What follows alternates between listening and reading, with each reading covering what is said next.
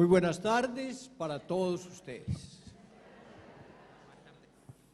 De acuerdo al programa que tienen ustedes en sus manos posiblemente, el tema que me pidieron conversara con ustedes en la tarde de hoy era esto, como una pregunta dirigida a la renovación carismática.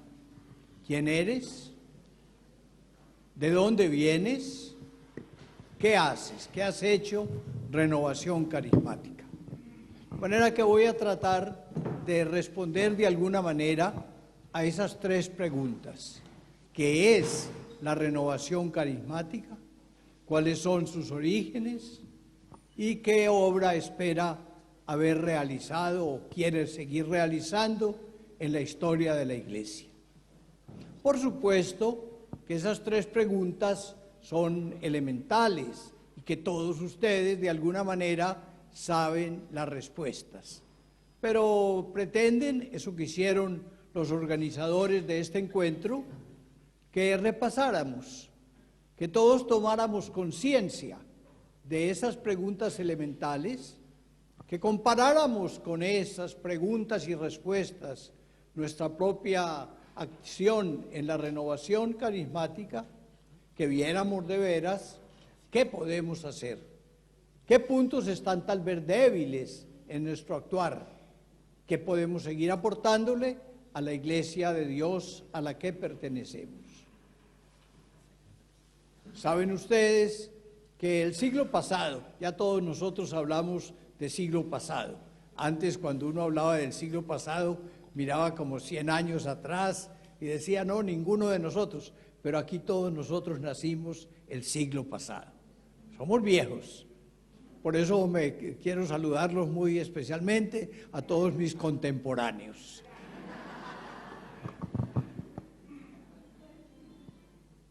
El siglo pasado, al frente de la Iglesia, hubo varios romanos pontífices.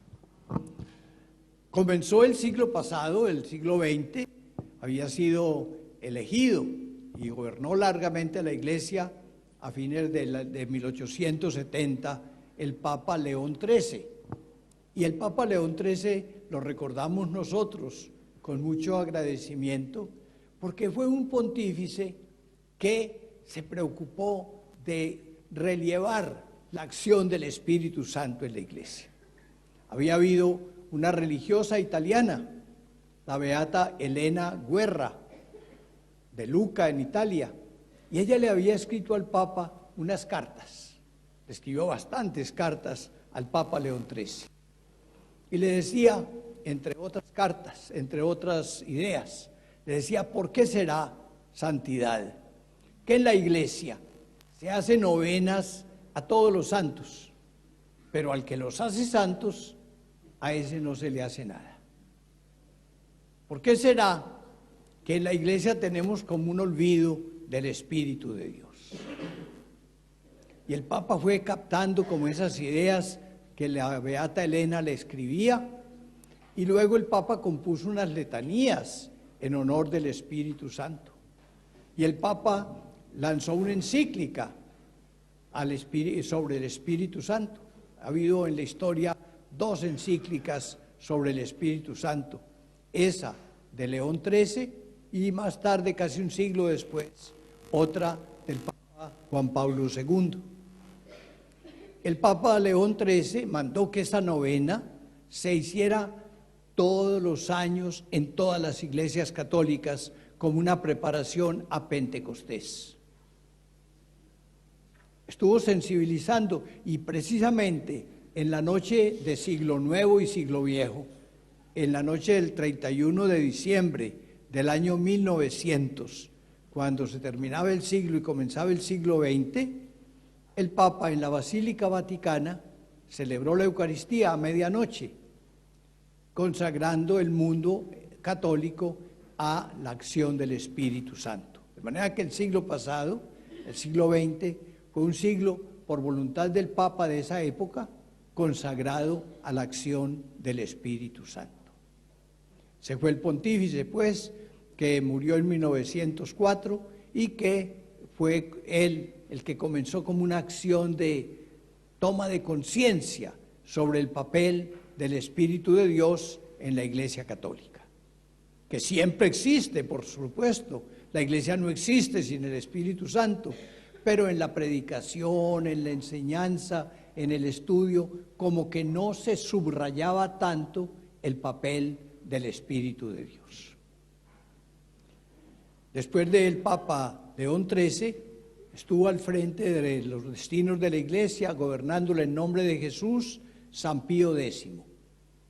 Y después de Pío X hubo un Papa que se llamó Benedicto XV, que fue al que le correspondió estar al frente de la Iglesia durante la Primera Guerra Mundial que hubo el siglo pasado. Después de Benedicto XV fue el Papa Pío XI. Y ya quizás algunos de ustedes, cuando nacieron, estaba el Papa Pío XI en los últimos años de su pontificado.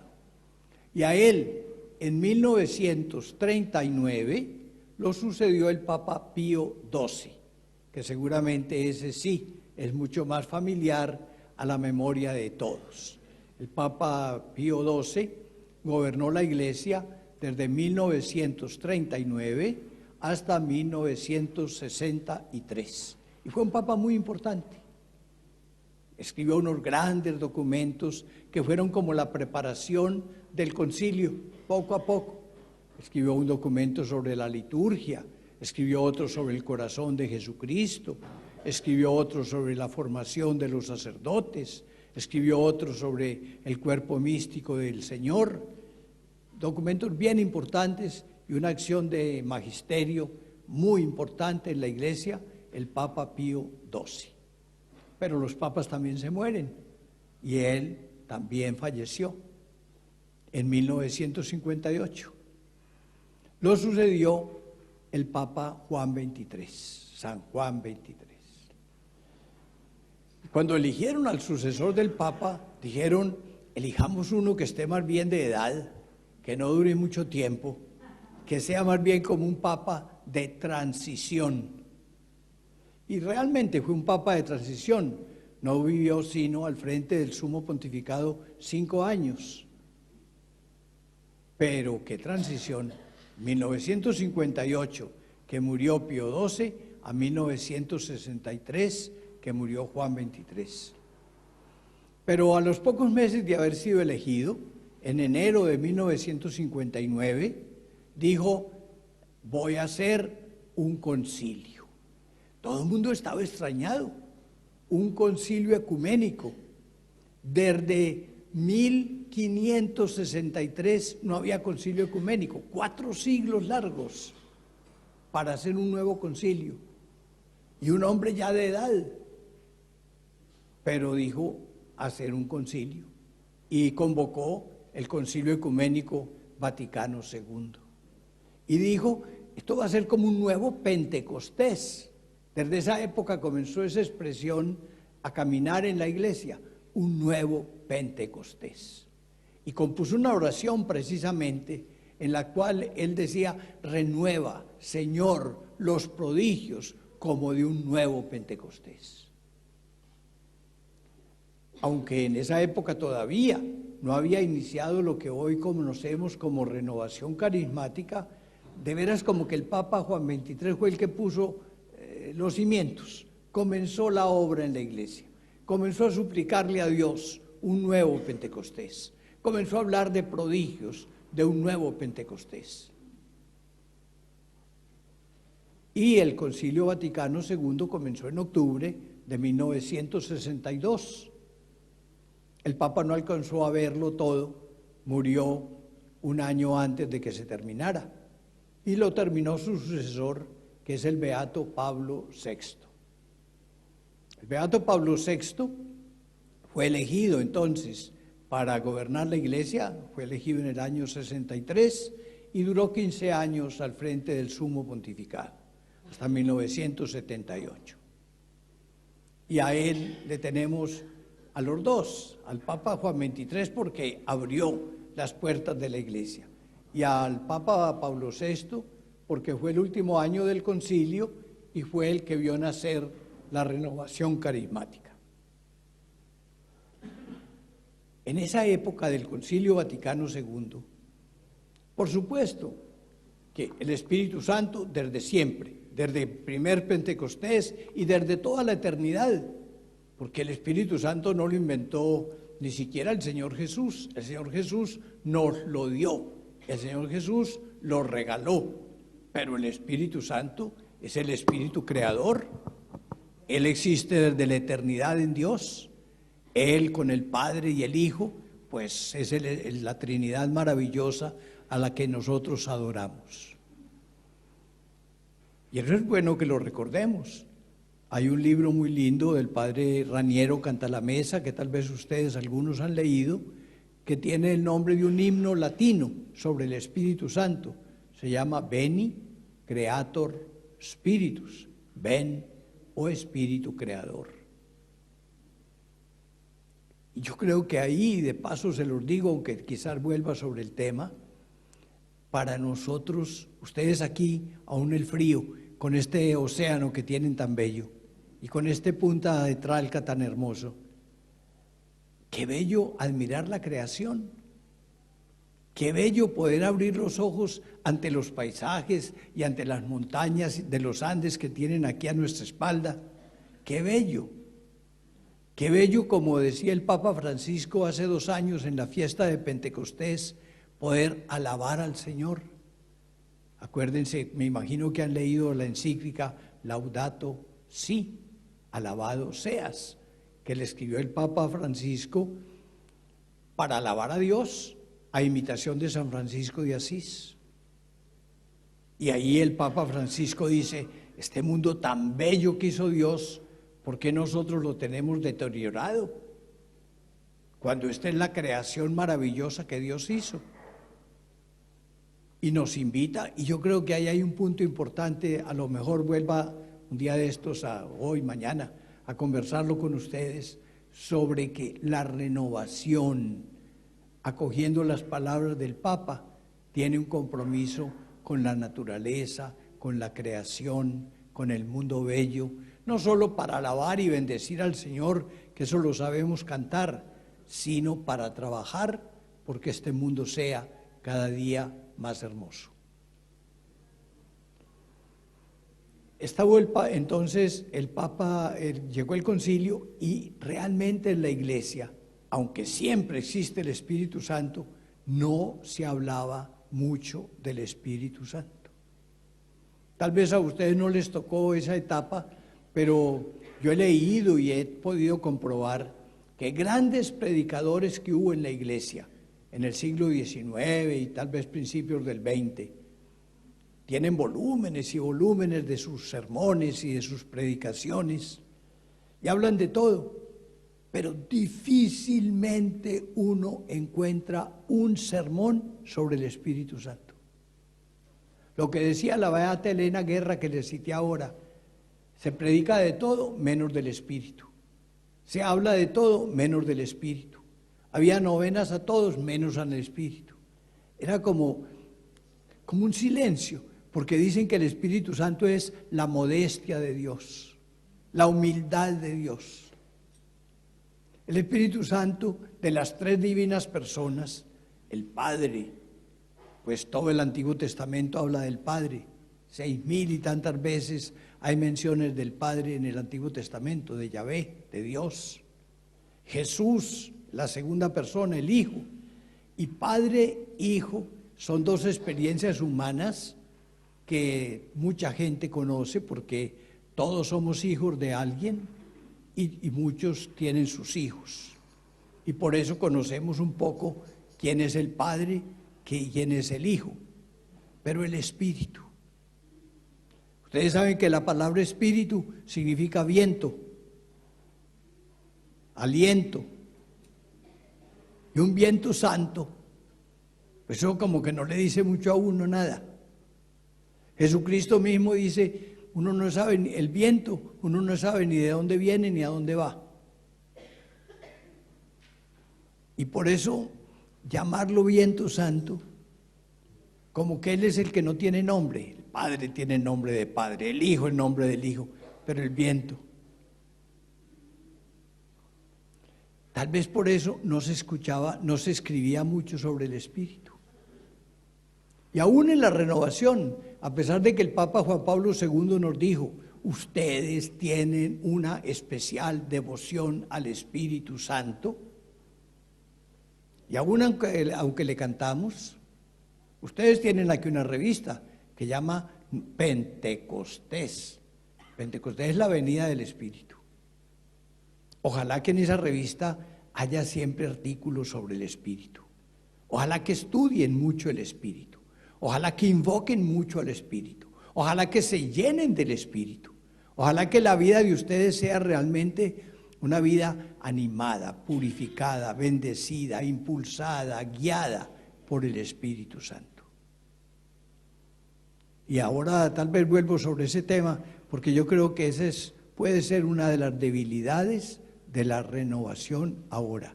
Hablamos mucho del Espíritu, pero no reflexionamos tanto en el Espíritu. Pero dejemos eso para ahora, para que no nos pongamos intranquilos desde ahora. Entonces les decía que no se hablaba mucho del Espíritu Santo. Hubo teólogos que comenzaron a hacerlo a principios del siglo XX. En Francia hubo un hombre muy importante que se llamó, fue cardenal al final de su vida, el cardenal Congar. Congar escribió un libro muy importante sobre el Espíritu Santo. Y en Alemania hubo otro teólogo del que se hablaba mucho, Carlos Rahner. También él comenzó a estudiar sobre carismas. Pero digamos como que eran los pioneros, como que estaban abriendo camino, como que todavía el camino no era una autopista como la de Santiago a Valparaíso y a Viña de Mar, sino que era apenas un caminito, una trocha que no estaba bien trazada. Pero llegó el Concilio Vaticano II y preguntaron a todos los obispos del mundo y a todas las universidades, a ver, cuéntenos qué temas hay que tratar. Las respuestas se recogieron en 16 grandes libros, en 16 volúmenes, y solo hay 5 menciones sobre el Espíritu Santo. Como que no era la inquietud de la Iglesia. Pero comenzó el concilio y comenzaron a reflexionar, y los observadores y los invitados y los obispos de Oriente, unos y otros, comenzaron a hablar del Espíritu. Poco a poco se fue tomando conciencia, y dijo el Papa Pablo VI al final que habían quedado como 270 menciones del Espíritu Santo en los documentos, pero dijo hay que seguir. Él dijo, yo pido a los teólogos que estudien cómo son las relaciones del Espíritu Santo con la Virgen María. Yo pido a los teólogos que estudien qué es lo que hace el Espíritu Santo en la evangelización. De manera que comenzó como a hablarse del tema. Y durante el Concilio Vaticano II, que comenzó en octubre de 1962 y terminó el 8 de diciembre de 1965, se cumplieron 50 años ahora a finales del año pasado, 50 años ya del concilio. En ese concilio se fue tomando conciencia y se fue comenzando a hablar del tema y se fue subrayando la necesidad de invocar al Espíritu y se fue hablando de los carismas.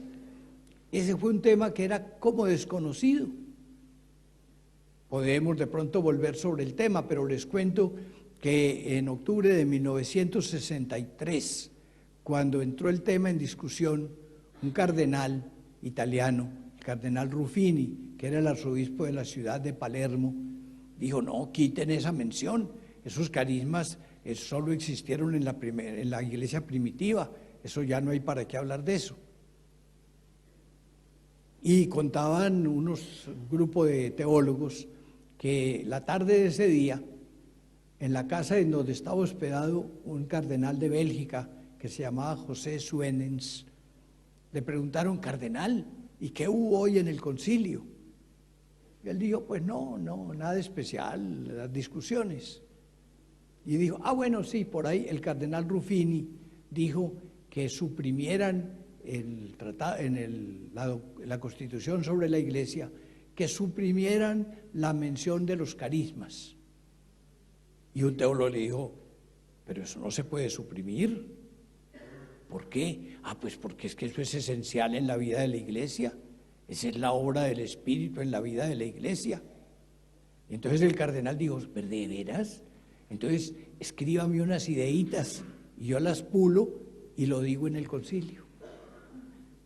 Y efectivamente, el 23 de octubre de 1963, el cardenal Suenens, el pleno concilio, dijo, se ha hablado de los carismas y se ha pedido que supriman, pero he estado reflexionando y conversando el tema y pido que eso no se puede suprimir, que la iglesia necesita carismas, que qué tal si quién iba a estudiar la doctrina de la iglesia si no fuera por el carisma de los teólogos, y quién iba a pastorear la iglesia si no fuera por el carisma de los pastores, y quién iba a formar las familias cristianas si no fuera por... Bueno, habló de los carismas y quedaron al final 16 menciones de carismas en los documentos del Vaticano II y algunas importantes las menciones.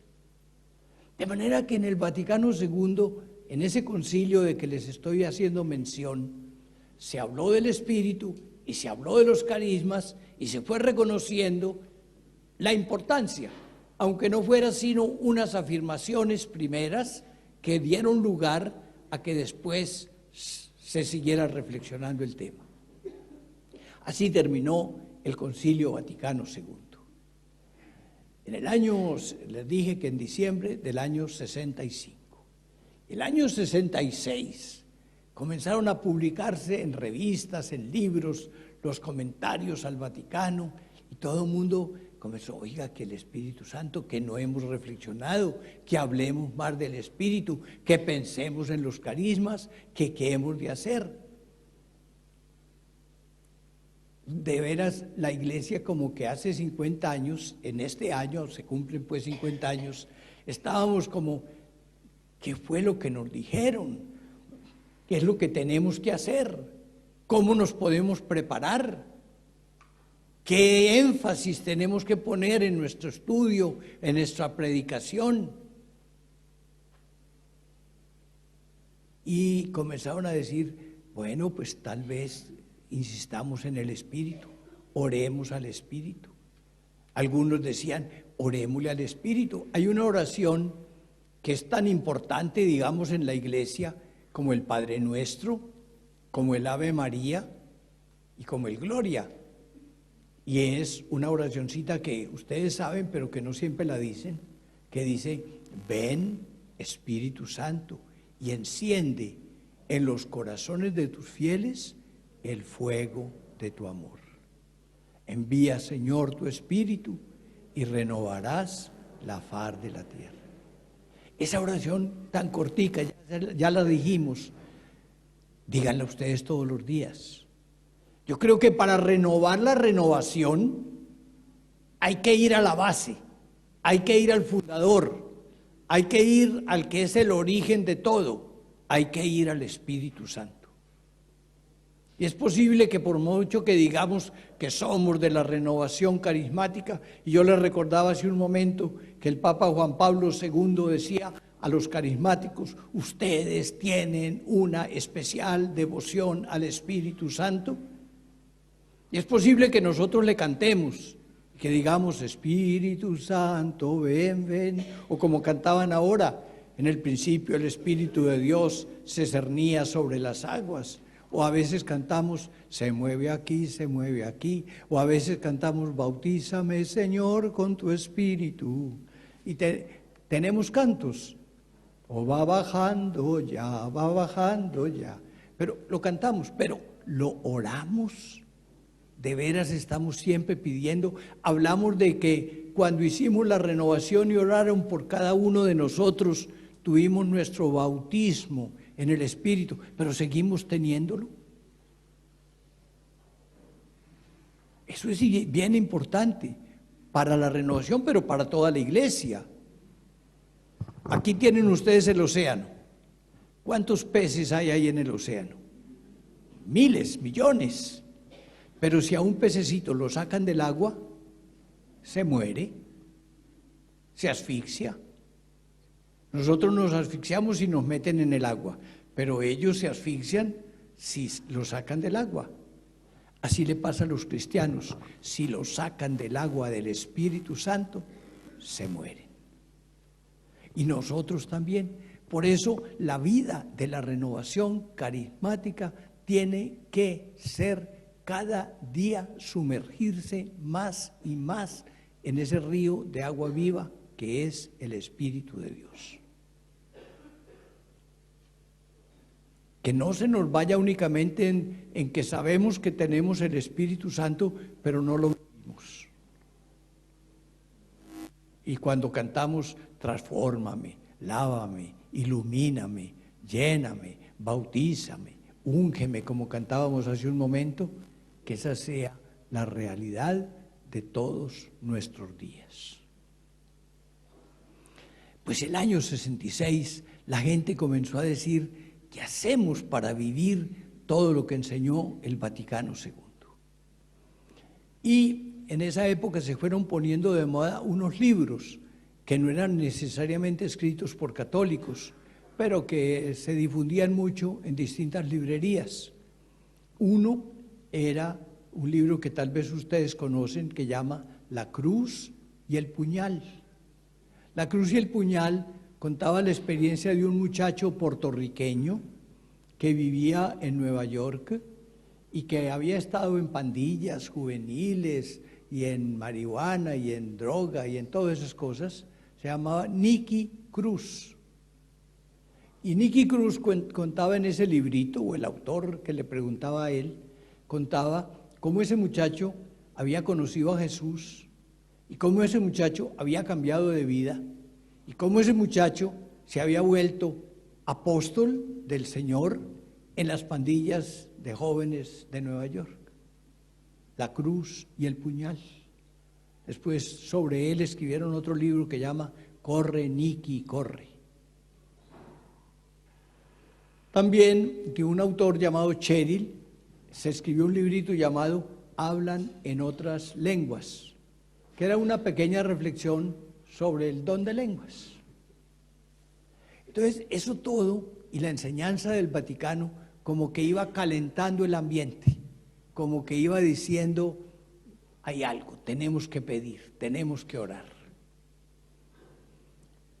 En el movimiento de los cursillos de cristiandad había unos muchachos, unos jóvenes, que decían: qué lindos los cursillos, pero después de que pase el cursillo, al mes, a los 2 meses, a los 3 meses, como que se nos va acabando el entusiasmo y volvemos a enfriarnos.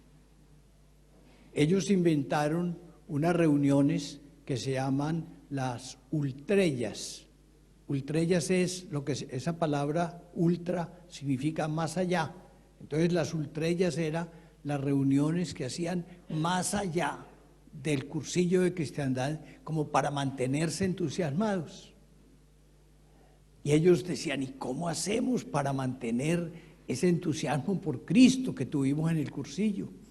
Y así había mucha gente, y comenzaron, como el concilio había hablado del Espíritu, y las revistas de esa época y los predicadores todos hablaban de eso, comenzaron a decir: pidámosle al Espíritu, busquemos el Espíritu, busquemos el Espíritu.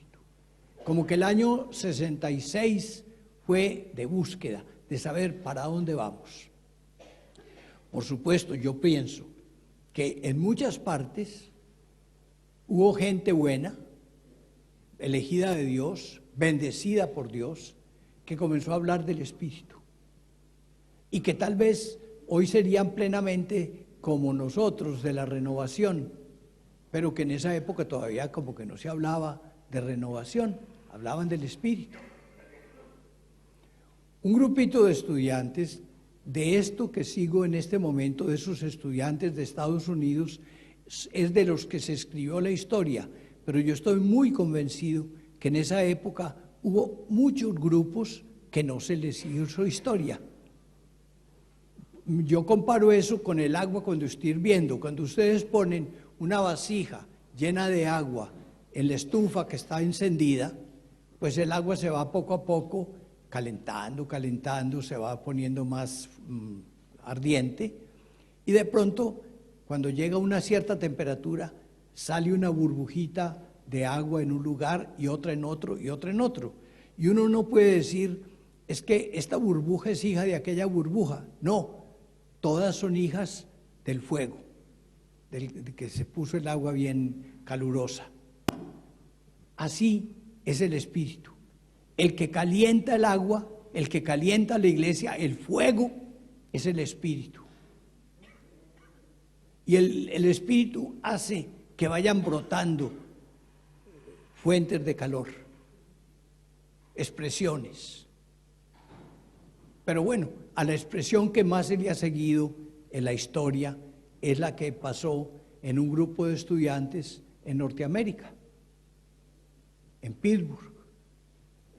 Allá un grupito fue donde un amigo que trabajaba en una iglesia que era presbiteriana, le dijeron, ¿cómo hacemos? Ustedes cuéntenos qué experiencia tienen. Y ese señor a quien le preguntaron dijo, yo realmente no sé, pero yo conozco una señora que en la casa de ella se reúnen a veces para orar y esa gente parece muy fervorosa. Entonces dijeron, invítenos para ver cómo es la cosa. Y fueron a hablar con ella el 6 de enero de 1967. Y la señora les dijo, sí, aquí nos reunimos de vez en cuando, si quieren los invitamos la semana entrante. Entonces los invitaron el 13 de enero de 1967. Fueron 5 católicos. Y allá oyeron hablar de la oración y que compartir la oración y que aplaudir y en fin. Y dijeron, oiga, esto nos gusta. Entonces les dijeron, pues si quieren vuelvan dentro de 8 días. El 20 de enero fueron, algunos, 3. Y uno de ellos dijo, bueno, ustedes hablan mucho de la oración y de tal. Yo no me voy hoy de aquí si no oran por mí un rato. Y se arrodilló para que oraran por él. Entonces todos los que estaban ahí participantes se pusieron a orar por él, le impusieron las manos. Y él tuvo ahí la experiencia que llamamos bautismo en el Espíritu. 20 de enero de 1967. Salió feliz a invitar a la esposa y a otros compañeros a que tuvieran la experiencia. El 27 de enero. Y el 27 de enero dijeron, no, hagamos un grupo solo católico. Y entonces comenzaron a reunirse los grupos católicos. A los 20 días organizaron un encuentro, un retiro. Estaban ya pues todos entusiasmados, esto hay que hacer un retiro. Entonces hicieron un retiro en una casa de retiros que se llama El Arca y la Paloma. Dijeron, ¿de qué predicamos? Entonces el primer tema que les dijeron, prediquen es las bienaventuranzas. Entonces vamos a hablar de las bienaventuranzas como una manera de la vida cristiana. Cuando ya estaban preparando el tema de las bienaventuranzas, otro les dijo, no hombre, ¿por qué más bien no hablamos de los hechos apostólicos y cómo vino el Espíritu Santo en la iglesia? Y le pedimos al Espíritu Santo que venga. Entonces organizaron un retiro el 17 y el 18 de febrero de 1967, es decir, a principios del año entrante. Piensen a que ustedes recuerden la primera experiencia, esas que les dije de enero, o la de febrero, se van a cumplir los 50 años el año entrante. Entonces se fueron a esa casa del Arca y la Paloma y comenzaron la primera enseñanza. Cuando llegaron los dueños los administradores de la casa, oiga, nos morimos de pena con ustedes, pero se van a tener que ir. ¿Por qué? Que apenas acabamos de llegar y tenemos la casa contratada por 3 días. Se dañó el servicio de agua. Y si no hay agua, pues no hay servicio en las duchas, en los baños, en los sanitarios.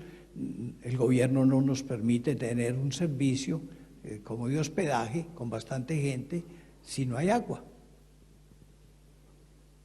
pues ni modo, tenemos que irnos. Entonces tengamos la última reunión para por lo menos explicarle a la gente por qué es lo que pasó. Estaban en la última conferencia y un muchacho, sin darse cuenta, se levantó y salió al baño. Y cuando abrió la llave del lavamanos para lavarse las manos, salió el agua, pero como sale el agua cuando se ha ido y regresa, que ustedes saben que sale un poquito y sale como un poco de aire y vuelve el agua hasta que se va normalizando el servicio.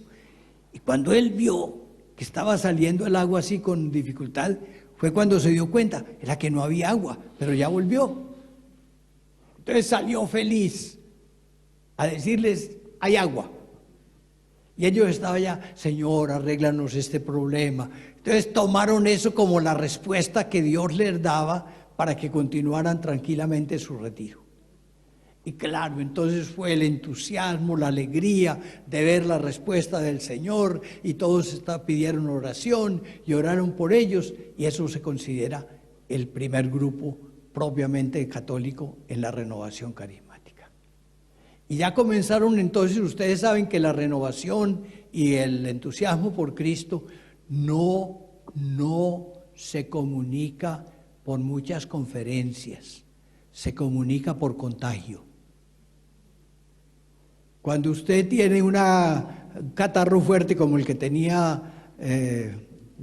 aquí mi amigo, mi hermano y mi hijo querido Walter, en estos días, es porque otra persona le transmitió el microbio.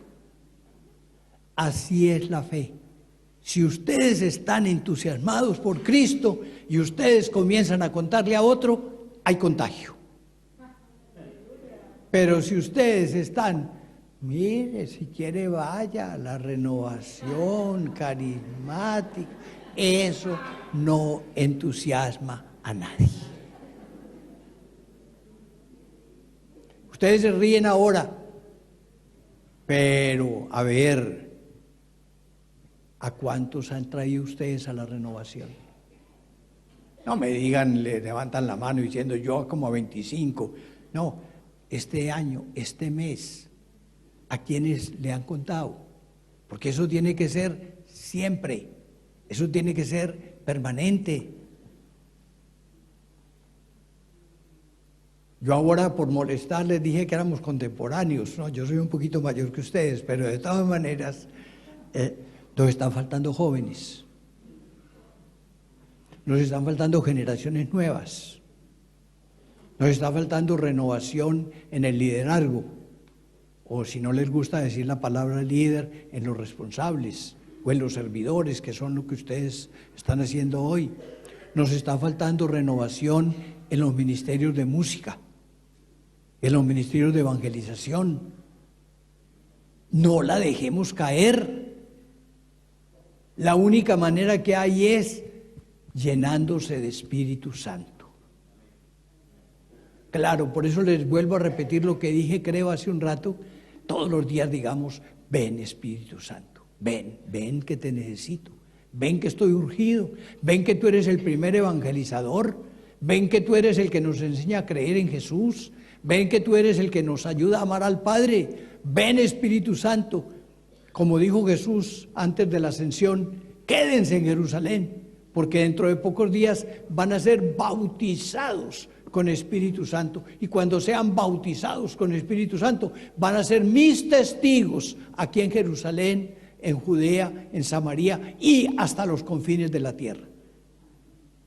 Aquí quédense en Espíritu Santo, porque van a ser mis testigos, decía Jesús, aquí en Jerusalén y hasta en Chile, que no se conocía todavía en esa época, pero eso eran los confines de la tierra.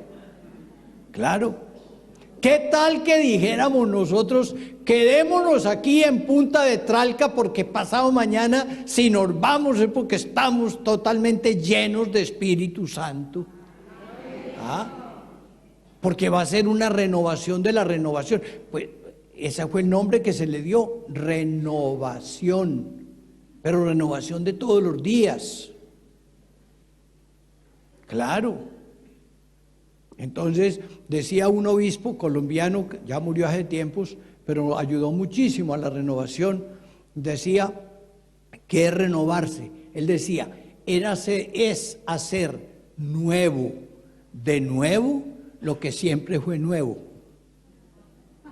Entonces, lo que fue nuevo, es decir, la presencia del Espíritu, el anuncio de Jesús, el conocimiento del Señor, hacerlo nuevo, de nuevo, es decir, cada día hacerlo nuevo y estar comunicando esa novedad de Jesucristo a todos los demás. Hacer nuevo, de nuevo, lo que siempre fue nuevo. Eso es lo que tenemos que hacer. Un chisme que me contaron hoy es que les iban a celebrar a todos ustedes este reencuentro en que estamos y esta acogida y esta noche de alegría y de fraternidad, como si fuera recordando ustedes su propio sacramento del bautismo, pero su propia renovación en el Espíritu. Y recuerdan que muchas veces en los hogares, cuando se celebra una fiesta de esas, pues se comparte una pequeña comida, una copita de vino, un ponqué o alguna cosa así. Pues hoy hasta un ponqué les tienen, pero es para que celebren su nacimiento en el Señor. Es para que recuerden cuándo vino el Espíritu con una fuerza especial de renovación sobre ustedes y para que ustedes se comprometan a ayudarle para que Él cumpla su oficio de siempre, que es renovar la faz de la tierra, hacer nuevas todas las cosas. De eso se trata. Para eso se reunieron. Porque si es para salir como lo mismo, yo les vuelvo a repetir, les dije lo que ustedes todos, les estoy diciendo lo que ustedes saben. Es posible que de pronto haya una palabrita que no hayan reflexionado bien o una idea que se presenta de una manera un poco diferente, pero estoy tratando de decirles lo mismo. ¿Qué es renovación? ¿De dónde vienes? ¿Qué has hecho? Y estoy convencido, no pretendo decir nada nuevo. Pretendo que vivan lo que son. Dicen que una vez Alejandro Magno, ese general famosísimo de tiempos antes de Cristo, iba para una batalla y se encontró con un soldado que tenía miedo de ir a la batalla. Y le dijo, no hombre, anime, ¿usted cómo se llama? Le dijo Alejandro al soldado. Y el soldado dijo, yo me llamo Alejandro. Tenían el mismo nombre. Y Alejandro Magno le dijo, pues cambie de nombre o de ánimo. ¿Usted es carismático y no trabaja? Pues entonces no diga que es carismático. Cambie de anónimo o de entusiasmo, de nombre o de entusiasmo. Así nosotros. ¿Usted es cristiano? Ah, sí, yo soy. ¿Por qué? Porque creo en Cristo. Sí, pero no parece. No parece. Yo recuerdo una vez, estaba predicando en México y estaba en la misma predicación cuando me trajo una persona una notica escrita y era padre, me la mandaba el párroco. Decía, padre, dentro de 3 meses hay las fiestas patronales y quisiera invitarte a que vengas y nos prediques esa fiesta patronal. Y si aceptas, dile a la gente que vas a volver para comenzar a hacer pues la publicidad del evento. Entonces yo le dije, miren, el padre me dice esto, que si puedo volver en 3 meses. Y la gente por amabilidad, sí, padre, vuelva. Entonces yo les dije, bueno, voy a volver, pero con una condición. Se comprometen todos a cumplir lo que estoy hablando, y está hablando de hablar de Jesús. Entonces, si todos me prometen que van a hablar de Jesús después que yo me vaya, entonces vuelvo y les pregunto si lo hicieron o no. ¿Quiénes se comprometen? Y todo el mundo levantó la mano. Entonces, a los 3 meses volví. Y dije, a ver, hace 3 meses, cuando yo estuve aquí, ustedes se comprometieron. ¿Quiénes hablaron de Jesús? Y bueno, mucha gente levantó la mano. Pero como no podía yo invitarlos a todos, invité a un señor de la primera fila. Venga usted, era un señor como de 60 años. Él salió al micrófono y dijo, Padre, hace como 10 días yo me acordé que usted iba a volver.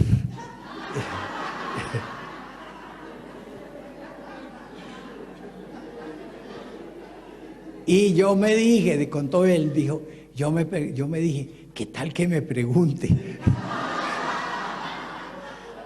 Y no, porque no había hecho nada.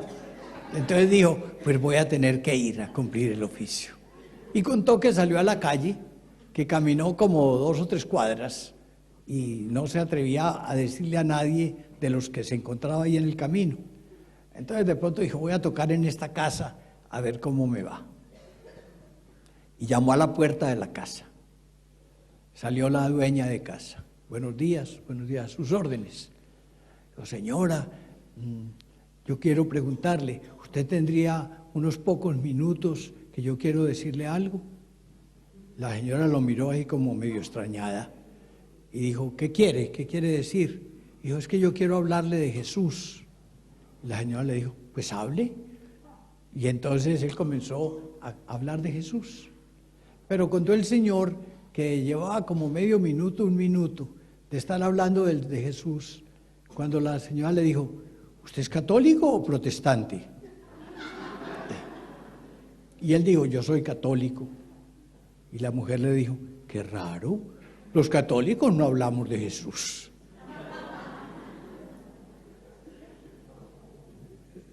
No hablamos de Jesús. ¿Cómo les parece? Si yo les pregunto a ustedes, ¿ustedes hablan de Jesús?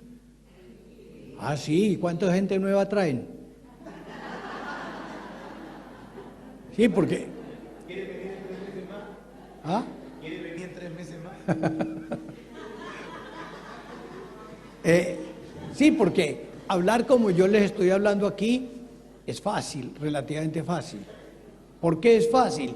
Pues porque ustedes todas creen en Jesús, todos creen en Jesús, porque ustedes están en la renovación, porque a ustedes les gusta el tema, porque hemos estado cantándolo y bendiciéndolo y estuvimos en la Eucaristía. Pero ir a la calle, donde uno no sabe quién es la otra persona, o si es un artista, o si es un político, o si es un negociante, o si es un empresario, y en qué está pensando, eso es más complicado. Cuando el auditorio es de amigos, no es problema, pero cuando uno no sabe a quién le está hablando, eso es más complicado. Bueno, pero eso es... Porque evangelizar a los ya evangelizados, a veces sí hay que suplirlo, como dice un libro de Pepe Prado, evangelizar a los evangelizados. Pero además de eso, hay que evangelizar a todo el mundo. Y entonces, ¿para qué es Pentecostés? ¿Para qué es el Espíritu Santo? Sino para darnos fuerza y poder ir hasta los confines a hablar del Señor.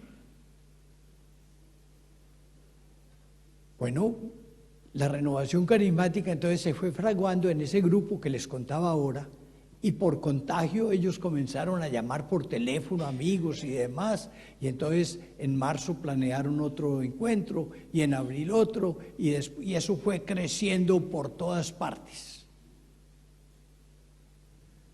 En la parroquia donde yo vivo ahora, en esa época, el sacerdote que estaba en esa época se llamaba el padre Rafael García Herreros, y era un hombre visionario, muy de oración y de muchas cosas. Y a él, como a los pocos meses, le llegó un grupo de turistas, precisamente carismáticos. Y él quedó encantado.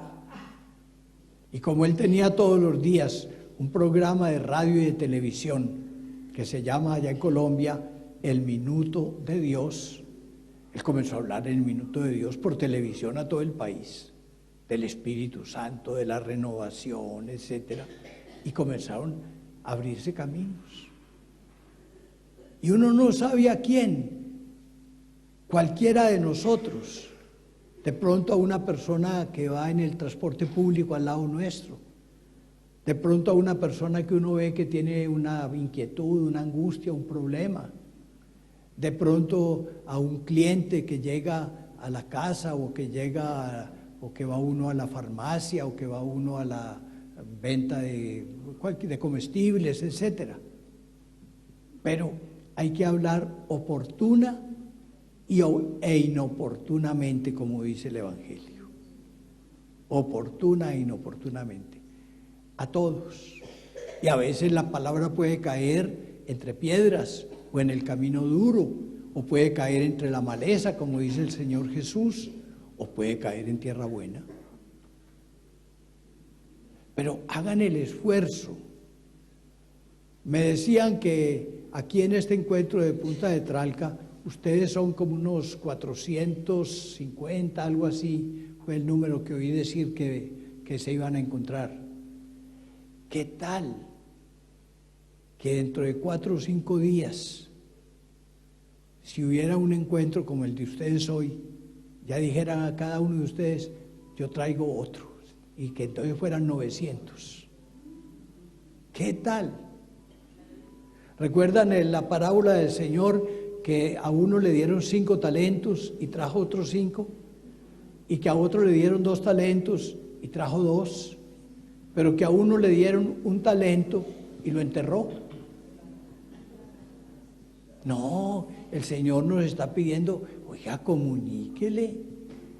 Estoy seguro que ustedes tienen algún amigo, alguna amiga, algún conocido, alguna conocida, algún familiar que no conoce todavía a Jesús, o por lo menos que sí es católico y recibió su fe, pero que está frío en su fe de la iglesia, que no practica plenamente su evangelio, porque no hacen el propósito. A ver, piense usted ahora, ¿a quién le podría hablar? A ver, les doy medio minuto, 1/4 de minuto de silencio. Piense allá en su corazón, si a usted le tocara hablar, ¿a quién le podría hablar? ¿A quién podría invitar?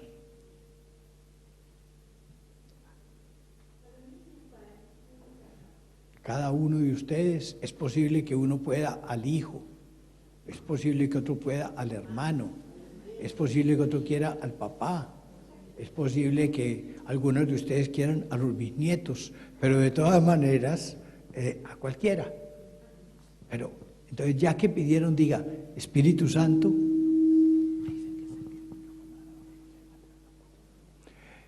me dice Walter que a veces allá atrás no están escuchando bien por tema de micrófono.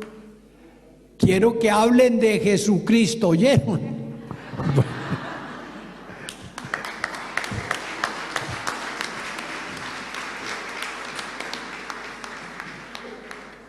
Bueno, entonces, ese es el desafío.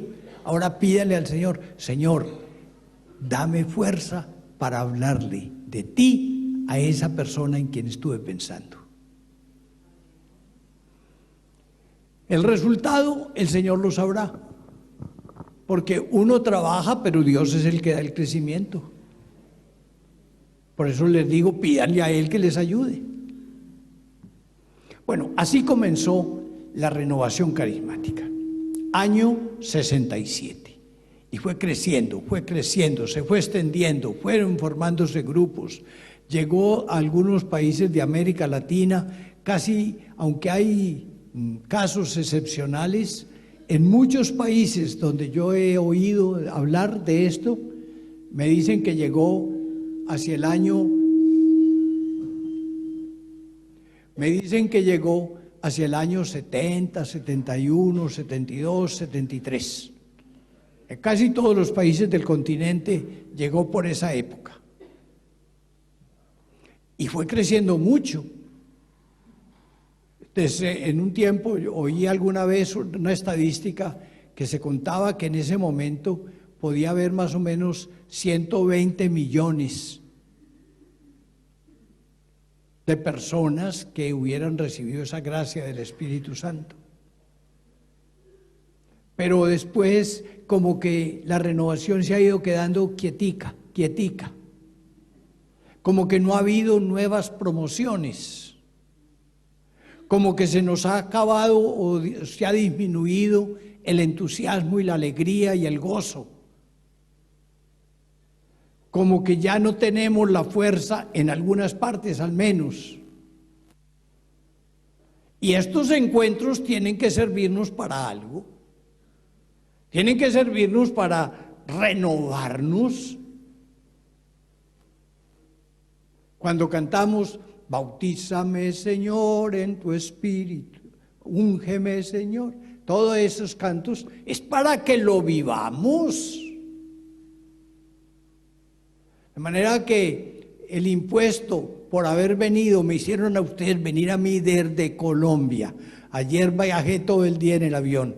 Bueno, penitencia, se ponen a hablar de Jesucristo. ¿Ok? Bueno, todos tienen esa penitencia. Cuidado, si me muero antes les tiro las patas allá porque no cumplen. Bueno.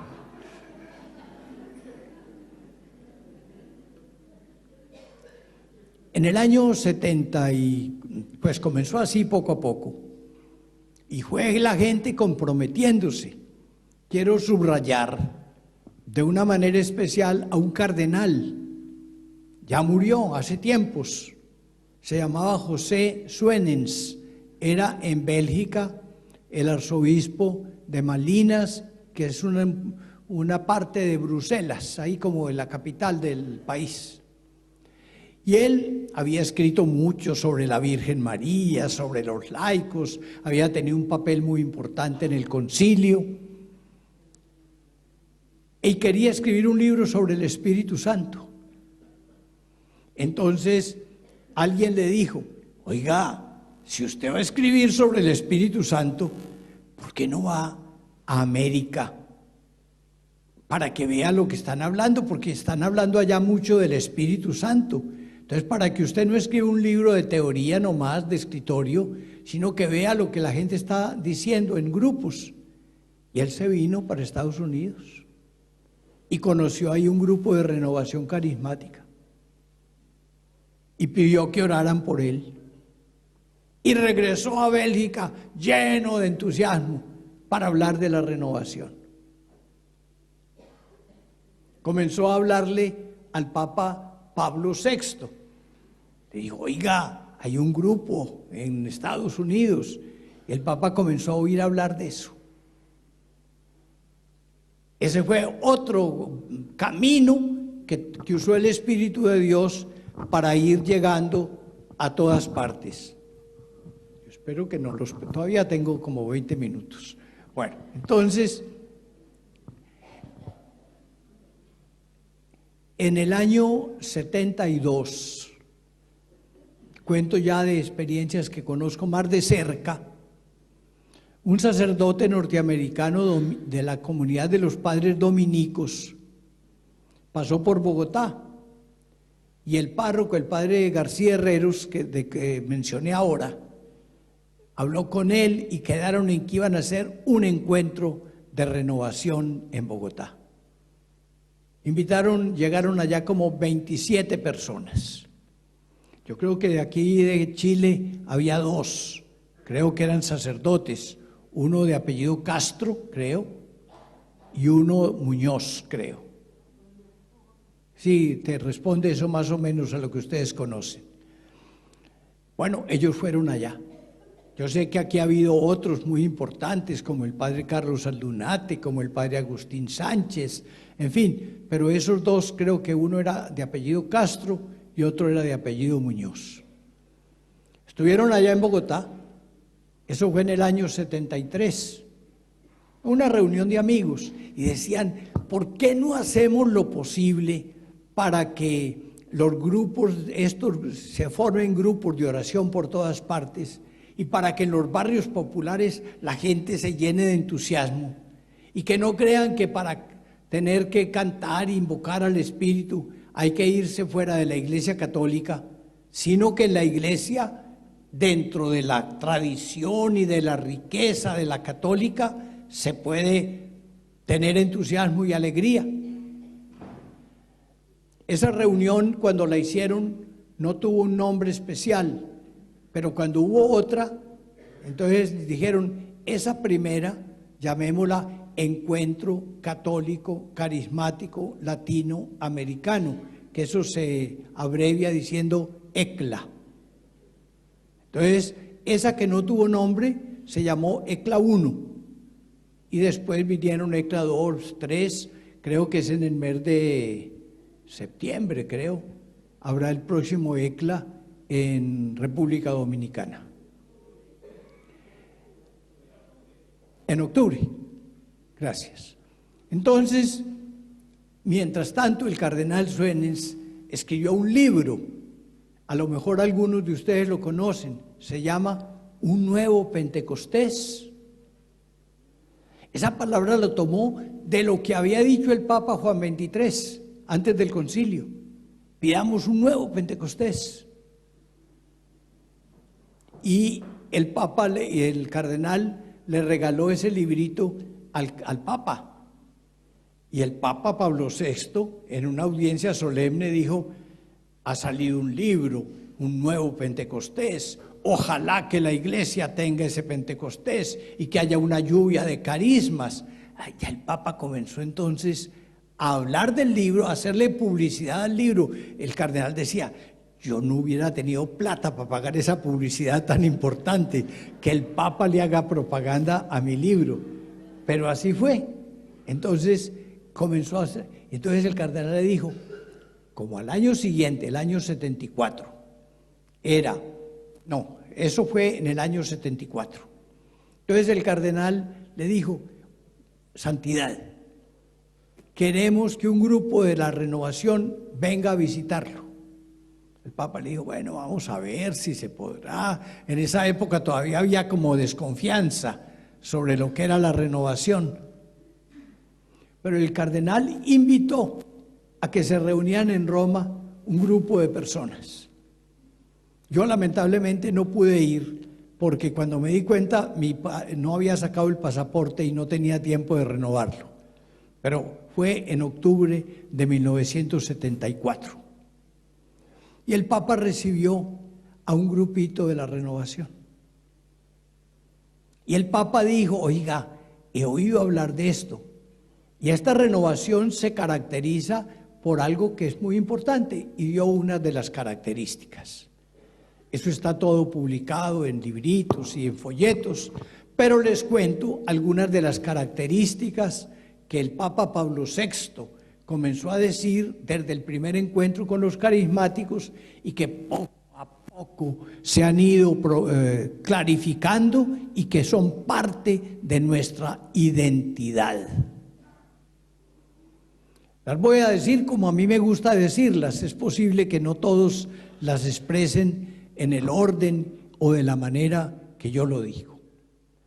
¿En qué veo yo las cosas más importantes, las influencias más importantes de esta renovación?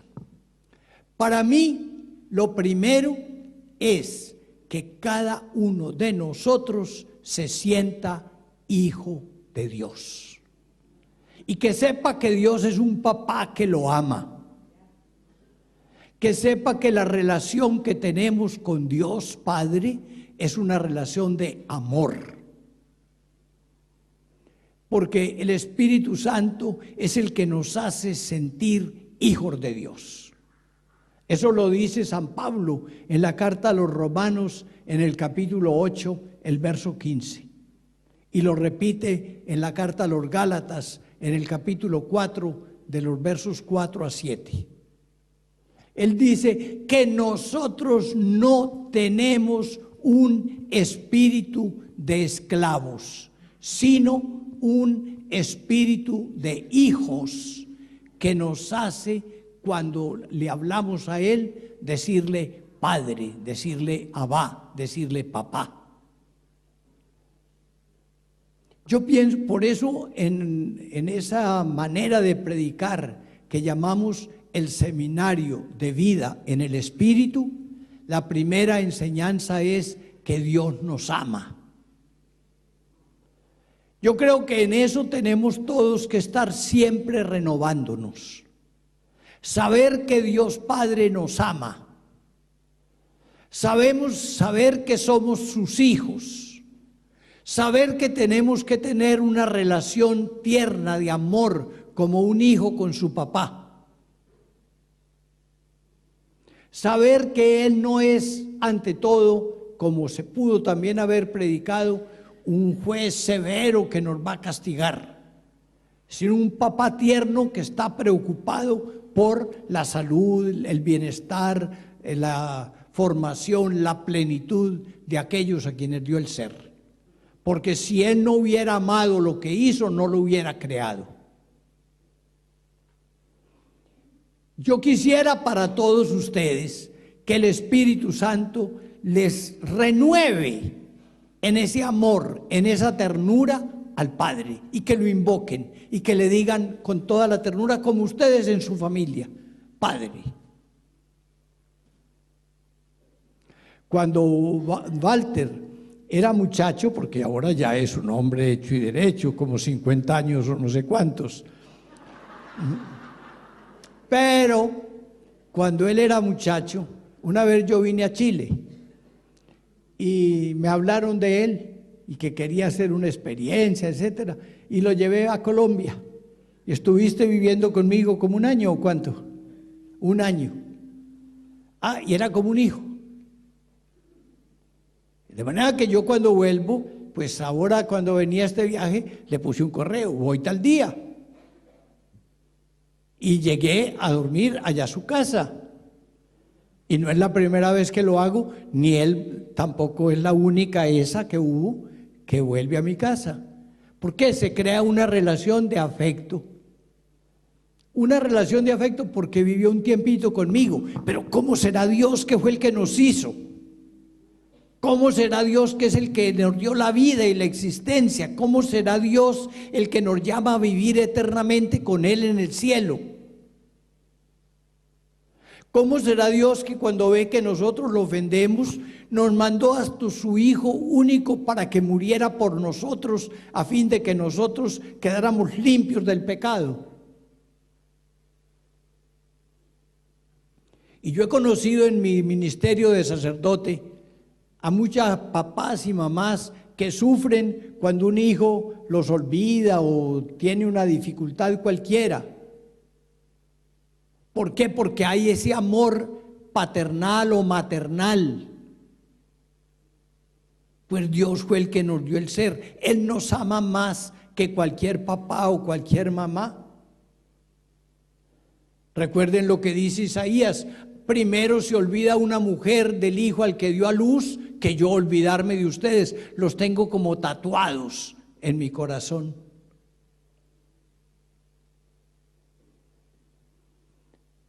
Yo creo que lo primero para nosotros es que nos sintamos hijos, que sepamos comunicarle a los demás que tenemos un Padre en el cielo,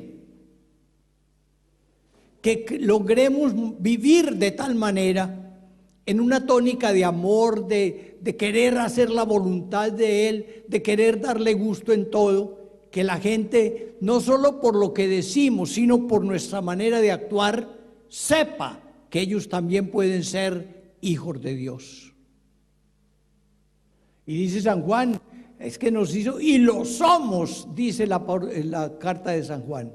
Nos llama hijos y lo somos. Por eso la oración nuestra tiene que ser: Padre que estás en el cielo. O como dice la liturgia en la Eucaristía: verdaderamente es justo, necesario darte gracias en todo tiempo, en todo lugar, Señor Dios Padre Todopoderoso. Y por eso decimos: gloria al Padre y al Hijo y al Espíritu. Y por eso decimos: yo creo en Dios Padre Todopoderoso, Creador del cielo y de la tierra. Ustedes saben que la Eucaristía, como la que acabamos de celebrar o la que celebraremos, siempre es al Padre. Al único que se le dice la misa es al Padre. Entonces le decimos: Padre, quiero regalarte algo, te doy tu Hijo, aquí está en la hostia. Pero para poderlo dar necesito la fuerza de tu Espíritu Santo. Eso es la Eucaristía. Y con eso te doy todo el honor y toda la gloria, como dice un fragmento de la Eucaristía: por Cristo, con Él, en Él, a ti Dios Padre Omnipotente. Aquí en este grupo que se llama la unidad del Espíritu Santo, te damos todo el honor y toda la gloria. descubrir al Padre. Hay dos caminos que la renovación ha trabajado y la iglesia. Uno, leer la palabra del Padre, conocerlo. Vuélvanse ustedes, si ya no lo son, apasionados de leer la Biblia. Ténganla, léanla, ráyenla, apréndansela, hagan que viva en su corazón, siémbrenla. Porque después lo que abunda en el corazón, de eso hablan los labios. Que la palabra de Dios viva con abundancia en sus corazones. Si yo les preguntara, ¿hoy la leyeron? ¿Ayer la leyeron? No solo haberla oído leer en la liturgia, que ya es mucho, pero leerla personalmente. A los grupos que yo a veces animo en Bogotá, les tengo una ley: sin Biblia no hay cama. Es decir, si usted no ha leído siquiera una frasecita de la Biblia, no se acueste. Pero a los que me dicen es que llego tarde y estoy cansado, bueno, entonces sin Biblia no hay desayuno, o se la cambio, sin Biblia no hay almuerzo, o sin Biblia no hay televisión, o sin Biblia no hay negocio, en fin, lo que sea. Pero oblíguense a leer con frecuencia la palabra de Dios. Sin Biblia no hay cama. Decían los antiguos, a Dios hablamos cuando oramos y a Dios escuchamos cuando leemos su palabra. Las dos cositas. Entonces, a Dios escuchamos cuando leemos su palabra y a Dios le hablamos cuando oramos. Por eso en la renovación, dos cositas: escuchar la palabra, leer la palabra, saber la palabra, vivir la palabra, pero también responderle, orar.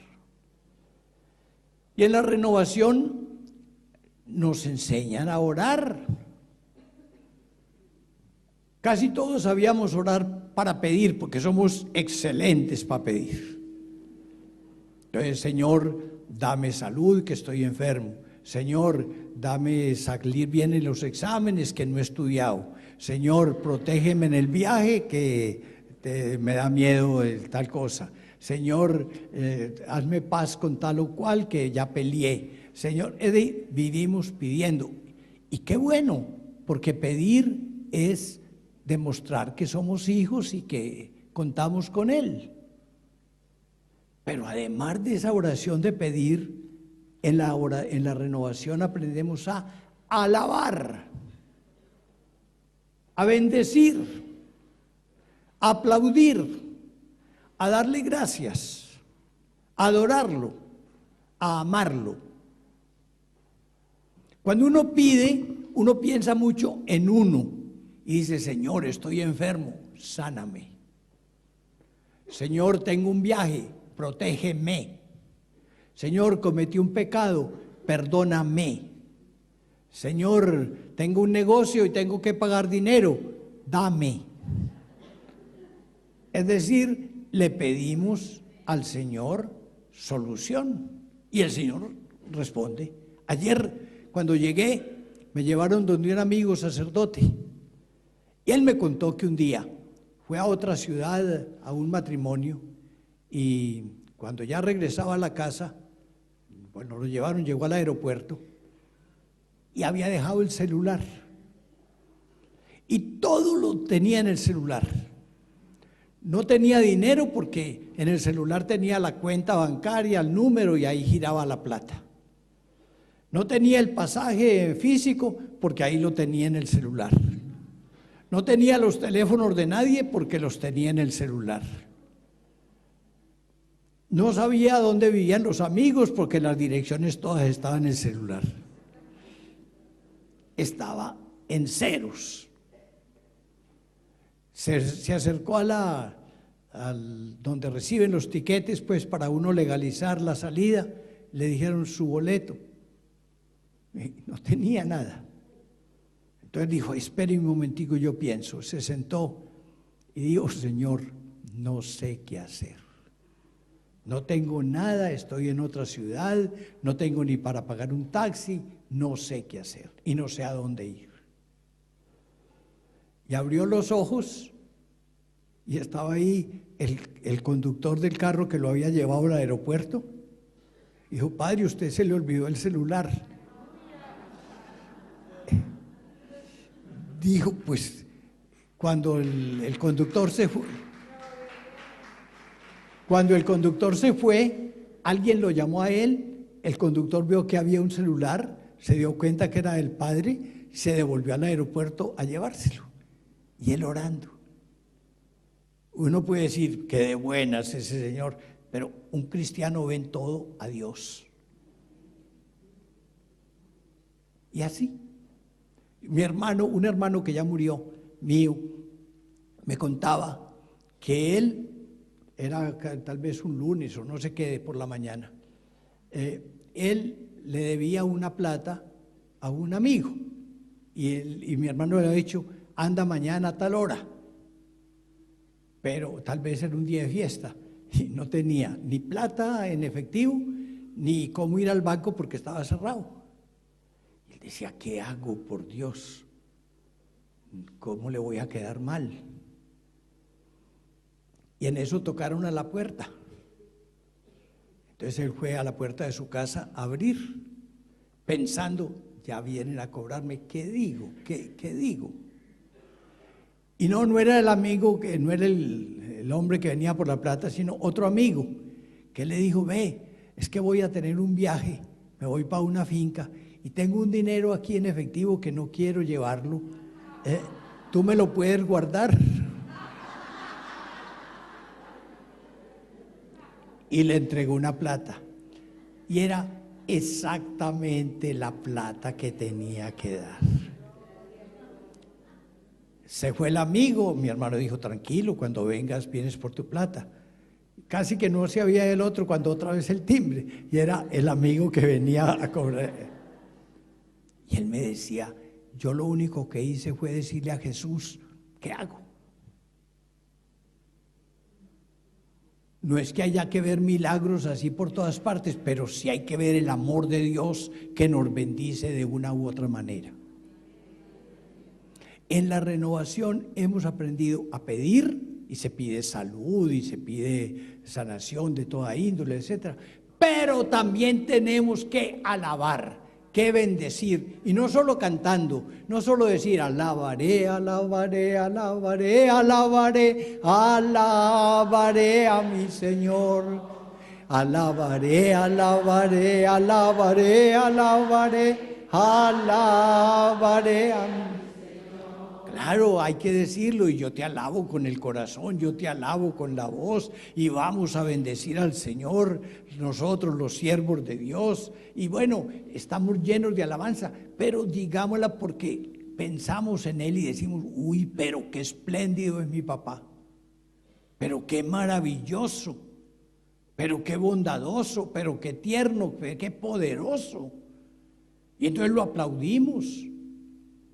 Y a usted le gusta que le digan: oiga, ¿cómo está de bien? ¿Y cómo le sentó de bien ese vestido? ¿Y que ese peinado que tiene? Y así, a Dios le gusta que le digan: oye, es que mis hijos me quieren tanto que me admiran. Bendito. Él no está pendiente de las palabras, pero sí del corazón con que las decimos. De manera que en la renovación carismática hemos aprendido, como me parece a mí, como primera ley, que tenemos un papá y que labor de ese papá tenemos que escucharla, y eso es leer la Biblia, y que tenemos que responderle, que eso es orar. Apenas comencé, pero me habían dicho que faltando, pero era faltando 10 para las 8. Esa es la hora en que debo terminar, ¿cierto? Entonces, si quieren, les quedo debiendo todo lo otro hay que obedecer. Entonces, no, pero yo seguiré con ustedes. Entonces, por lo pronto, quedemos en que de la renovación: amor a Dios, que se manifiesta en leer su palabra, en escucharlo y en orarle, en responder. Esas dos cositas.